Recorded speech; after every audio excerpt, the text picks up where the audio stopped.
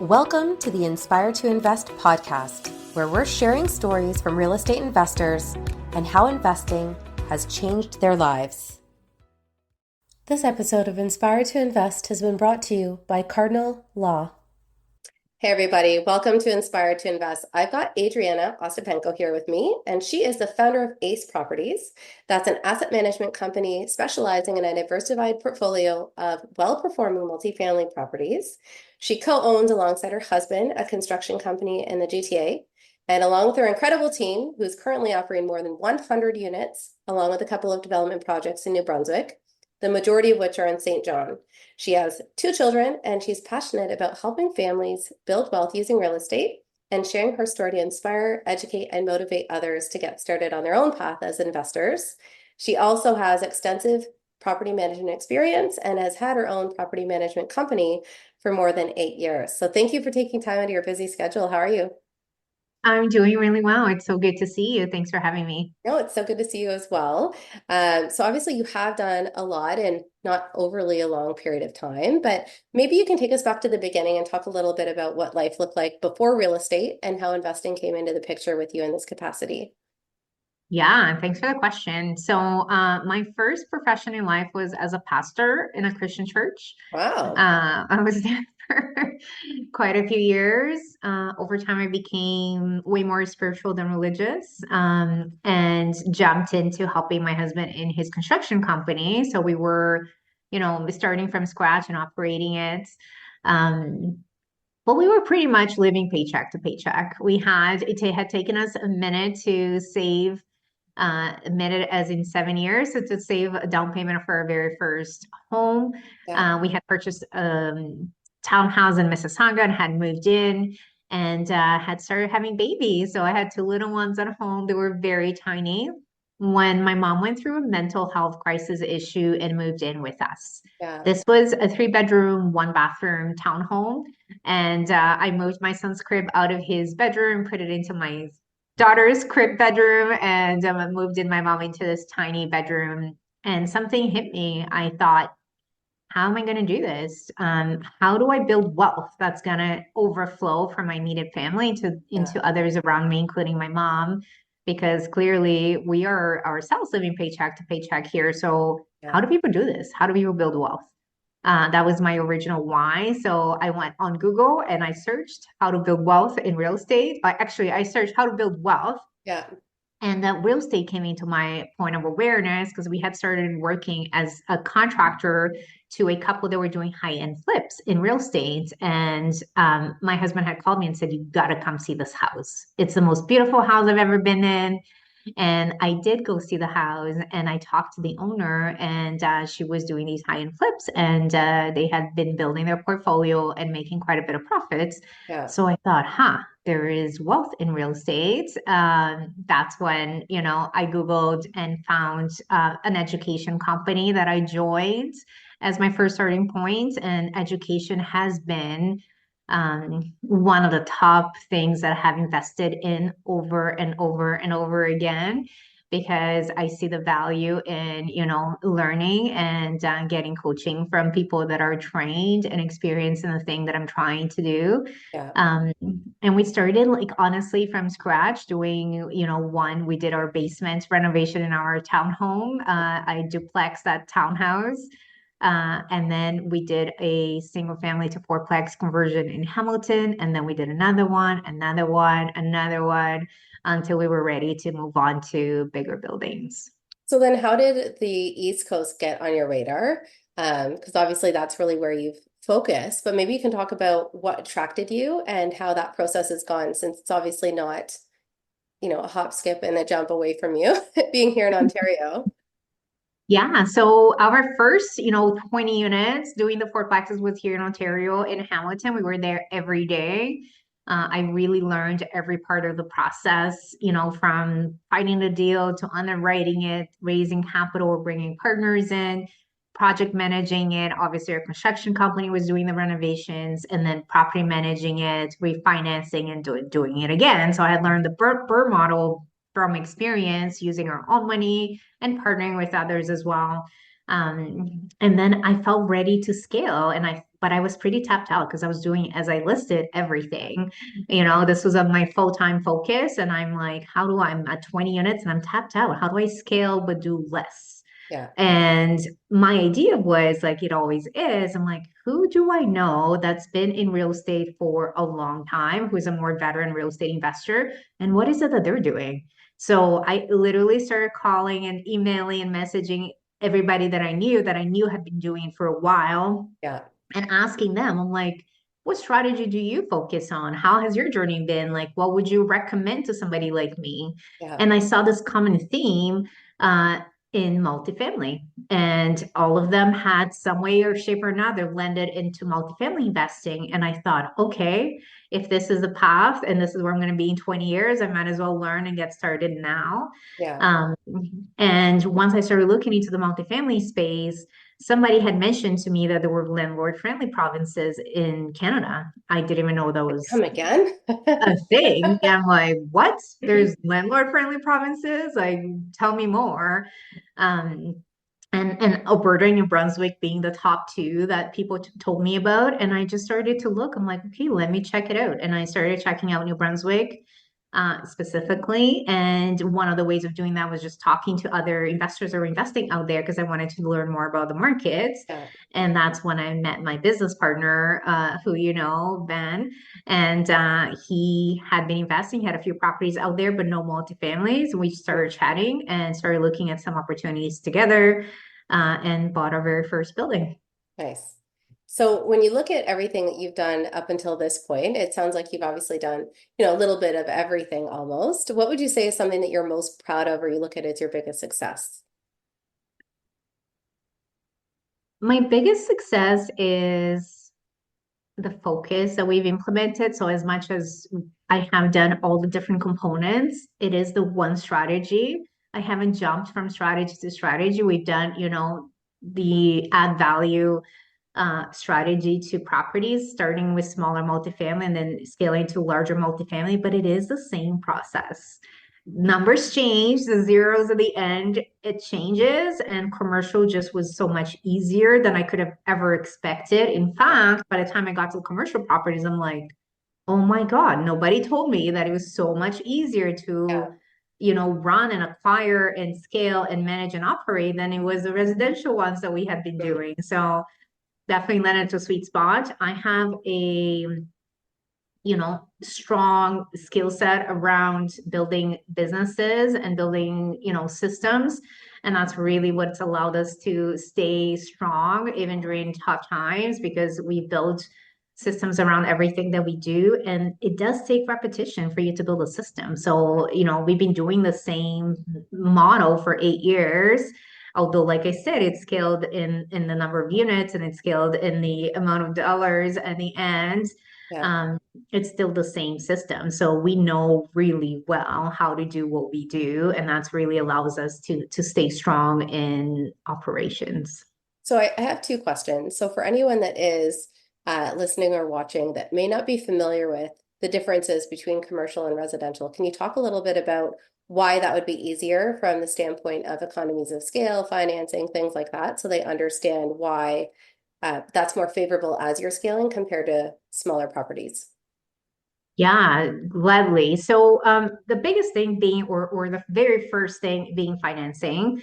Um, as you may or may not know, especially for me, like we had a construction company and then I went into full-time real estate. We did not have T4s, 9 to 5, steady income. Yeah. So every time we were to qualify for a residential property or refinance the residential properties we had just finished adding value to, it was tough. And we had to jump through a lot of hoops. We were with B lenders the whole time, which by the way, I don't, B lenders are underrated. I think they did us really well. But it was definitely difficult to get financing on the residential side. When I moved over to commercial, nobody's asking for my T4. They still want to make sure that you're financially viable, but Hmm. the building qualifies for the financing. So it's also very simple math. But right by now, every property we purchase and every property we refinance, we pretty much know what we're going to get Yeah. because it's a formula versus residential real estate, which is very heavily based on comparables. Now, So are you looking at properties that are off market, or are you waiting till they're on sale? 'Cause I was just curious to see if you're approaching building owners or what that part of the strategy looks like. yeah, so we have never focused ourselves on like direct to owner, although we do work with wholesalers. Part of when we're in acquisition mode, I spread my net as wide as I can. So I do touch base with wholesalers, and we have bought properties off of wholesalers before. Yeah. If building owners, which they have approached us in the past, we'll definitely, do negotiations with them. Although I Yeah. do like to bring a realtor in always. That's my preference.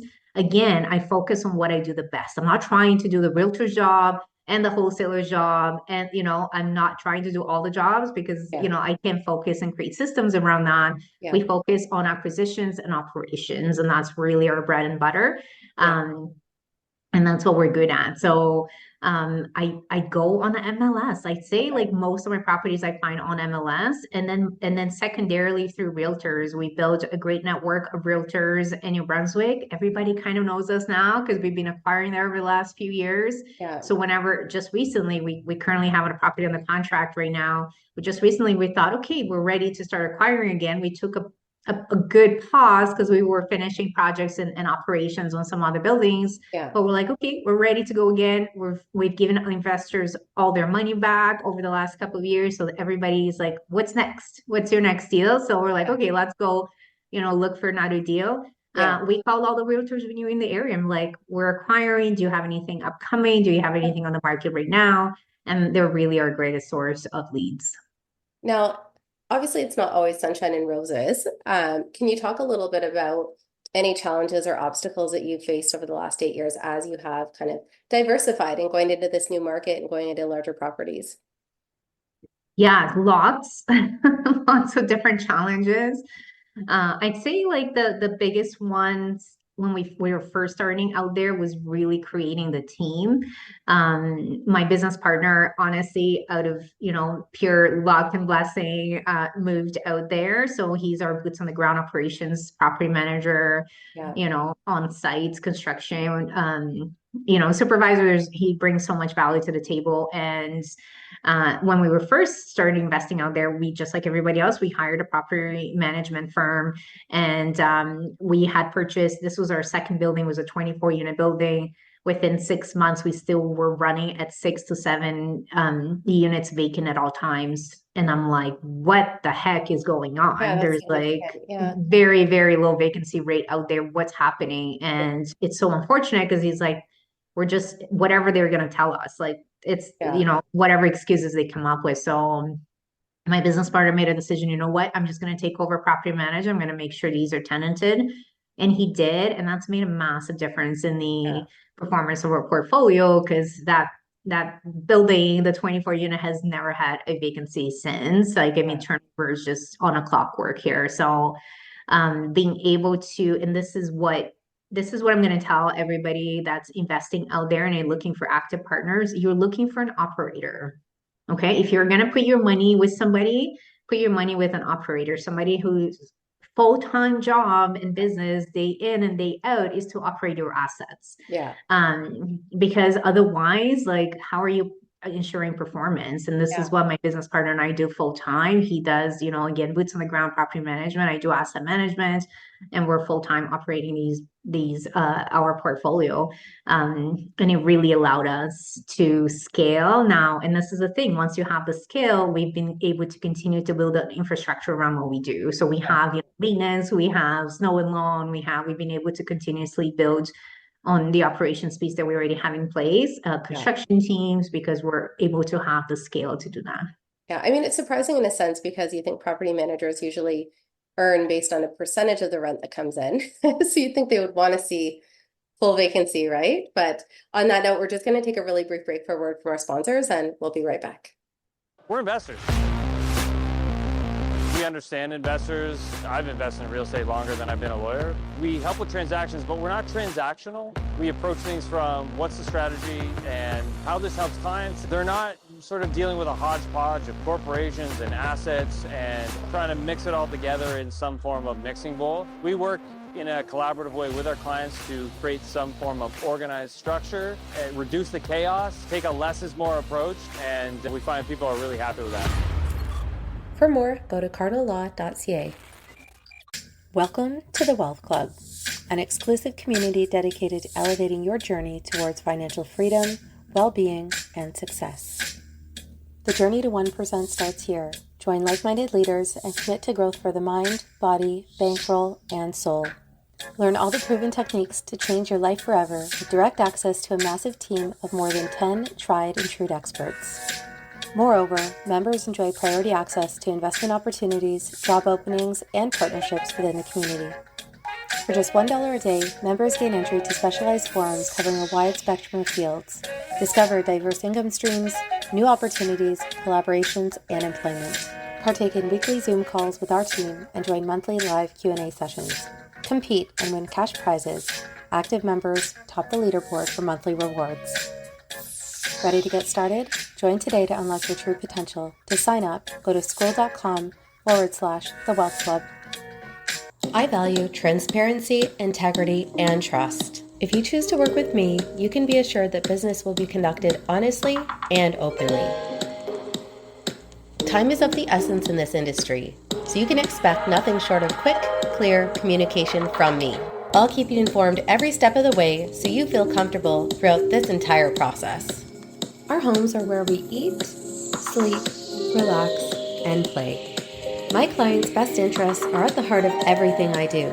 And with this said, my service to you doesn't end when the transaction does. As your realtor, I'll not only help you buy and sell your property, I'll also educate and support you along the way. I want to help you fulfill your goal of homeownership and become your trusted real estate resource for life. I can't wait to share my passion for real estate with you. More importantly, find you the perfect house to turn into your home. Looking to buy, sell, or invest in Durham Region or Toronto? Let's chat. I value transparency, integrity, and trust. If you choose to work with me, you can be assured that business will be conducted honestly and openly. Time is of the essence in this industry, so you can expect nothing short of quick, clear communication from me. I'll keep you informed every step of the way so you feel comfortable throughout this entire process. Our homes are where we eat, sleep, relax, and play. My clients' best interests are at the heart of everything I do.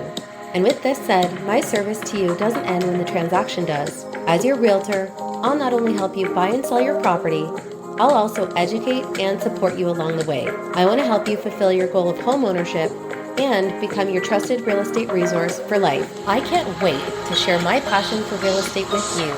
More importantly, find you the perfect house to turn into your home. Looking to buy, sell, or invest in Durham Region or Toronto? Let's chat. Inspired to Invest is proud to support the Beyond Success program. In today's complex world, it's absolutely crucial for our youth to learn how to take charge of their financial future. We believe that every young person deserves access to accurate, practical financial information. Designed to bridge the gap, the Beyond Success program leverages a comprehensive educational bootcamp to equip young minds with essential financial literacy skills. At Beyond Success, it's not just about teaching financial literacy, it's also about fostering a foundation for a prosperous and empowered future.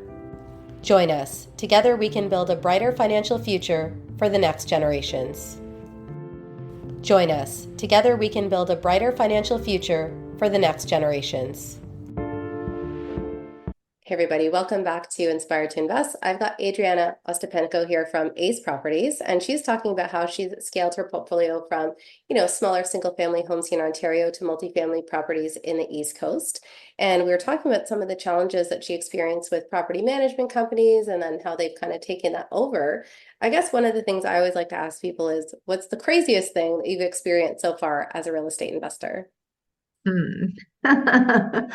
Interesting. This could go in so many directions. I'd say last year what hit us the hardest was CMHC rule changes. That was definitely, something that we never predicted or could have expected. It's interesting because although the interest rates had a massive impact on everybody, and it did on us too, it was not nearly as impactful to us and how we run our business model as the CMHC rule change. So, So we can you did get explain, impacted. for anyone listening, can you explain what that is? Because I'm aware of it, because you've seen like the changes and they kind of change back. And it's like, think about how many people like literally that's destroyed and then they just went back.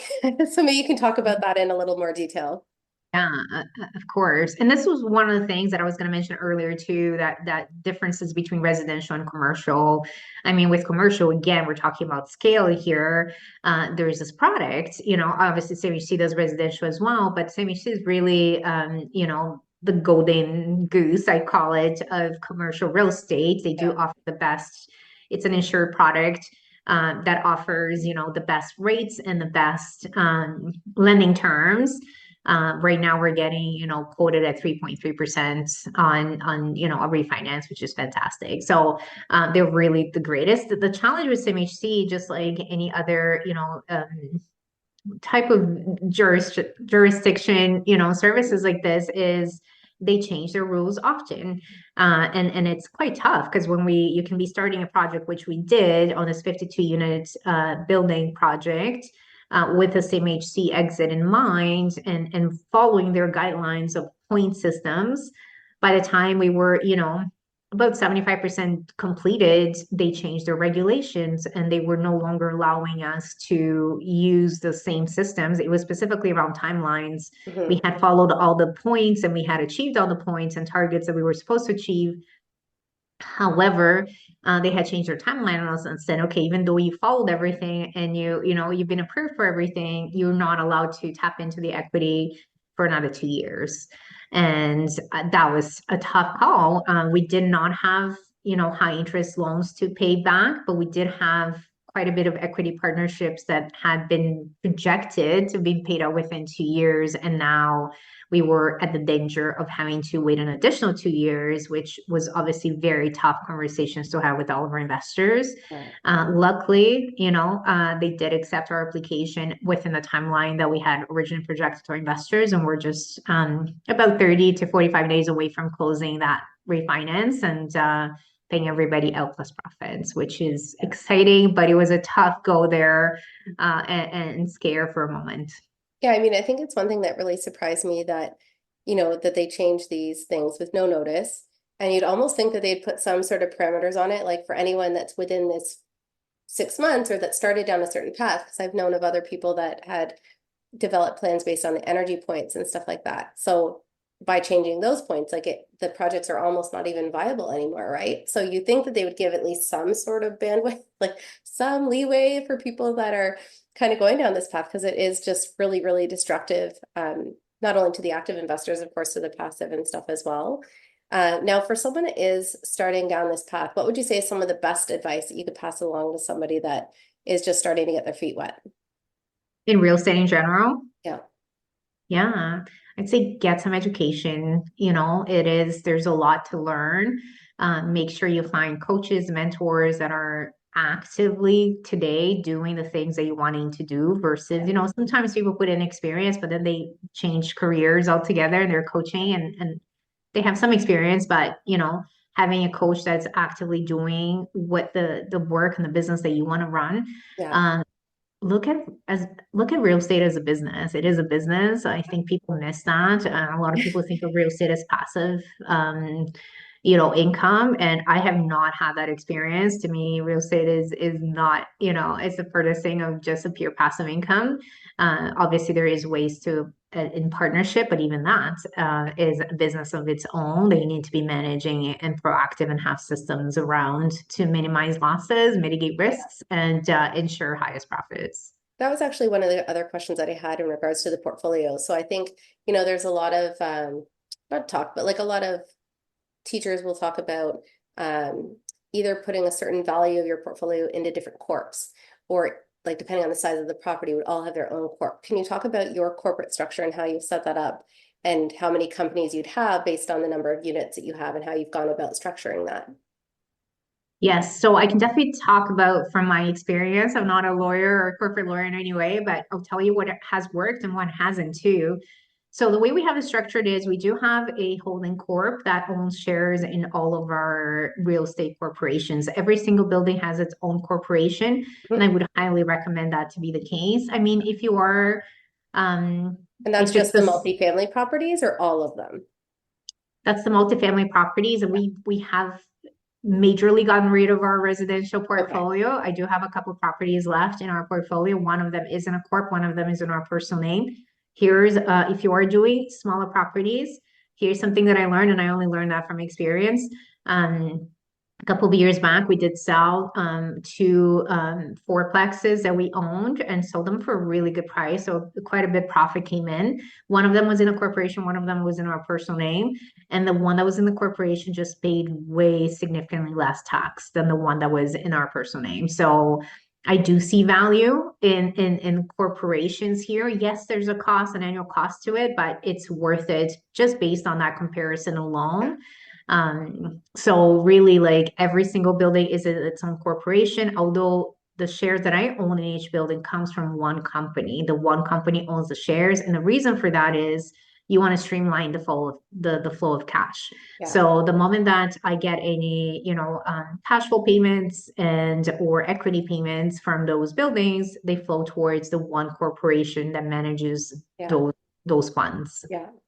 Yeah, and I think that's smart. I think that's one of the things that I've seen with companies that have been in distress, like they're blurring a lot of the lines between personal and corporate expenses, for one.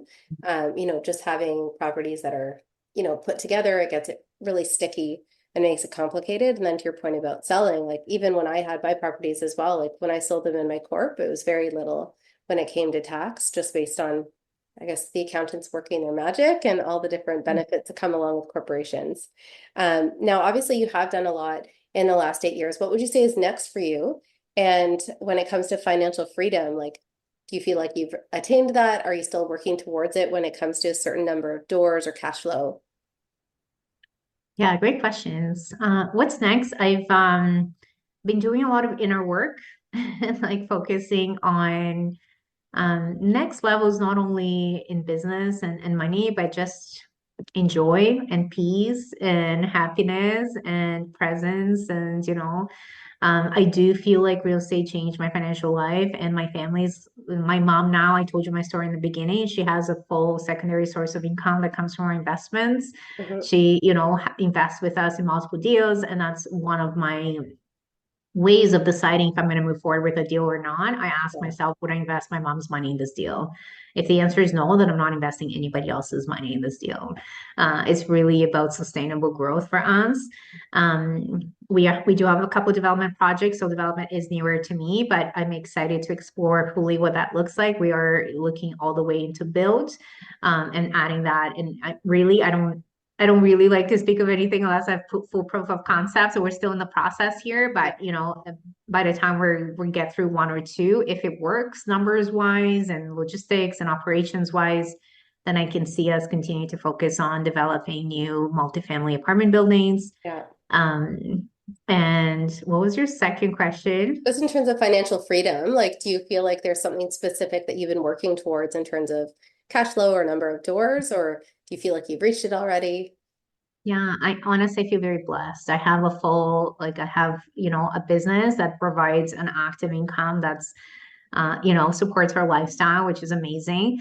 And then I have all the passive, long-term equity projections as well from operating the assets plus the cash flow. So we have really changed our financial life. I think there's always new levels though. And again, I don't mean that in like number of doors or a specific number of cash flow, but now I can tap into a place where I'm like, how else can I expand, myself in terms of who I am, but also in terms of like allowing abundance in different ways and levels. So I definitely see, I'm still young. My kids wouldn't think that, but I'm still young. There's still lots to go. So I'm definitely excited to see what else comes down the pipeline. Yeah, no, awesome. Now, for the name of the podcast is obviously Inspire to Invest. So I always like to ask people, what's a quote that motivates or inspires them? Yeah, that's a great question. Okay, I'm gonna go baseball on you. My daughter plays softball. Don't let the fear of striking out keep you from playing the game. I think, a lot of us get paused and paralyzed by fear. There is obviously things to leverage fear to your advantage, but don't let it keep you from getting in there because it can be truly life-changing. Yeah, no, I love that. So for anyone that does want to get in touch with you to learn more about your opportunities, what's the best way for them to reach you? Yeah, social media, Instagram and Facebook. It's my name, Adriana Ostapenko. Feel free to reach out on there and we can connect. Great. Well, thank you for your time today. And of course, for anyone that is watching or listening, if you've enjoyed this episode, please make sure that you like, comment, and subscribe below or leave a review. And of course, remember, when you invest in yourself, the sky's the limit. Thanks again.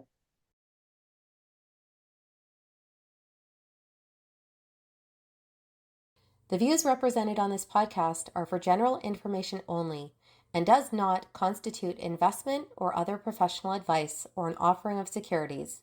The host and guests featured on Inspired to Invest make no representations as to the performance of any particular investment. Should you decide to make an investment, you are responsible for conducting your own review and analysis. It is recommended that you obtain independent legal, accounting, and tax advice from licensed professionals.